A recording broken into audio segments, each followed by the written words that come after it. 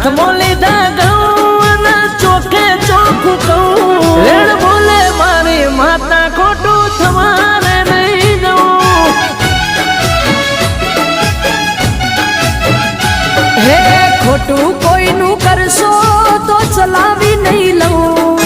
ખોટું કોઈનું કરશો તો ચલાવી નહીં લઉં જો વળગું હું તો માતા હવર પડવાને નહીં દઉં હો જોઈ લો ને તમે જૂના ચોપડા દેવીઓના ઇતિહાસ ઉજળા હે